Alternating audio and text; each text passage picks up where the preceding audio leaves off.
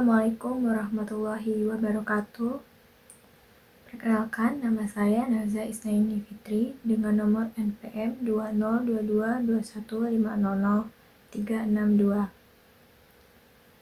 Puji syukur kita panjatkan kehadirat Allah Subhanahu wa Ta'ala yang telah memberikan kita nikmat kesehatan hingga pada kesempatan kali ini kita dapat membahas materi tentang demokrasi kepemimpinan dalam perspektif Islam. Pada video ini saya akan menjelaskan pengertian demokrasi, konsep-konsep kepemimpinan, serta bagaimana Islam memandang penegak hukum dalam kehidupan berbangsa dan bernegara.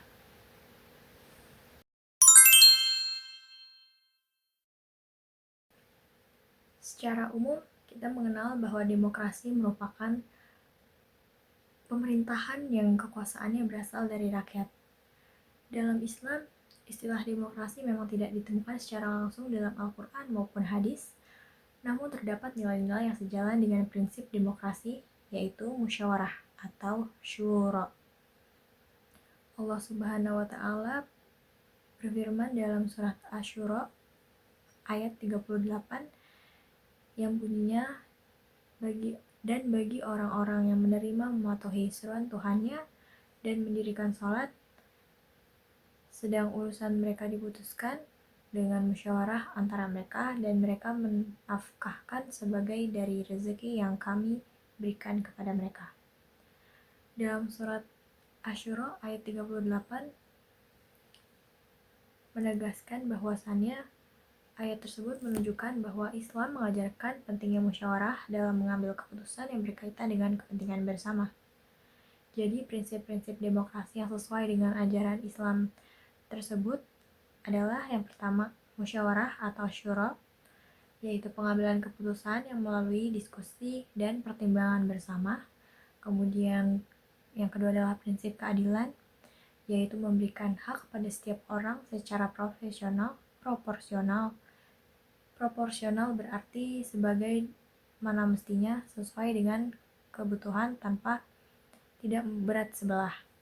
Kemudian persamaan derajat, yang memastikan bahwa semua manusia memiliki kedudukan yang sama di hadapan Allah Subhanahu wa Ta'ala.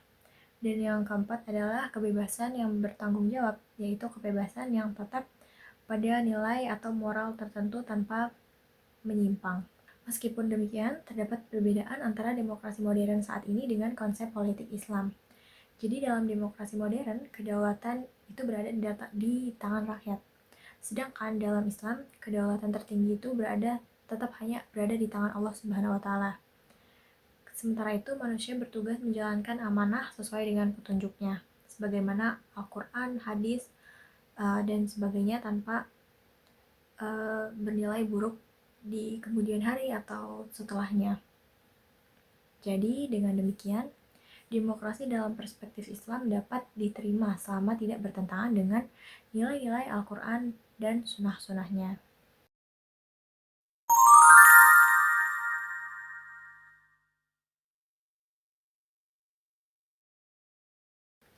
Selanjutnya kita bahas terkait kepemimpinan.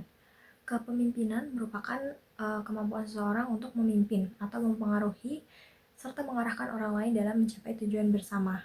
Jadi dalam Islam, kepemimpinan disebut sebagai amanah yang harus dipertanggungjawabkan baik kepada manusia maupun kepada Allah Subhanahu wa Ta'ala.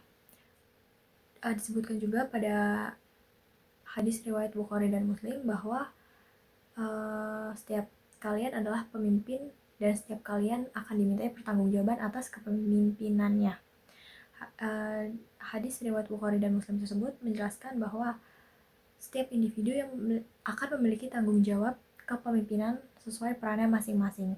Berdasarkan hadis tersebut, seorang pemimpin dalam Islam juga harus memiliki beberapa sifat utama. Yang pertama, harus amanah. Amanah berarti pemimpin harus dapat dipercaya dalam menjalankan tugas maupun tanggung jawabnya. Yang kedua, adil. Pemimpin harus memperlakukan semua orang secara adil tanpa harus membedakan suku, ras, golongan, maupun status sosial. Dan yang ketiga, jujur. Jujur menjadi fondasi penting dalam membangun kepercayaan. Yang keempat adalah bertanggung jawab, yakni setiap kebijakan yang diambil harus dapat dipertanggungjawabkan secara moral maupun secara hukum. Dan yang kelima adalah bijaksana. Pemimpin harus mampu memiliki keputusan yang terbaik.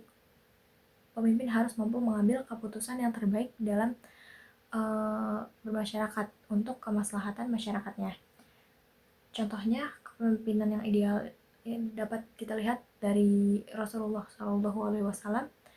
Beliau memimpin umat dengan penuh kasih sayang, keadilan, serta keteladanan yang dapat kita contoh. Selain itu, pada Khulafaur Rasyidin juga menjadi contoh pemimpin yang mengutamakan kepentingan umat di atas kepentingan pribadi. Jadi dalam kehidupan sehari-hari, nilai kepemimpinan dalam Islam ini dapat diterapkan oleh siapa saja. Gak hanya presiden, tapi kita sebagai ketua kelas misalnya, maupun ketua kelompok, ketua organisasi, kepala keluarga, maupun pemimpin dalam masyarakat. Jadi dalam sejarah Islam sendiri, Rasulullah memberikan keteladanan bahwa hukum harus ditegakkan secara adil. Bahkan ketika ada seseorang dari kalangan yang kurang mampu, kurang terpandang, yang melakukan pelanggaran tetap saja harus dihukum. Begitu pula dari kalangan terpandang sekalipun, ia memiliki harta, ia memiliki kedudukan sosial yang tinggi, beliau tetap harus dihukum walaupun ia memiliki status sosial yang tinggi. Jadi beliau tetap menegakkan hukum tanpa memandang status sosialnya. Hal ini menunjukkan bahwa Islam sangat menjunjung tinggi prinsip dan kesetaraan hukum bagi umatnya. Dengan memahami demokrasi kepemimpinan dan penegakan hukum dalam perspektif Islam, diharapkan kita menjadi pribadi yang lebih bertanggung jawab serta mampu mengarahkan nilai-nilai Islam dalam kehidupan bermasyarakat dan bernegara. Sekian yang dapat saya sampaikan, kurang lebihnya mohon maaf. Wassalamualaikum warahmatullahi wabarakatuh.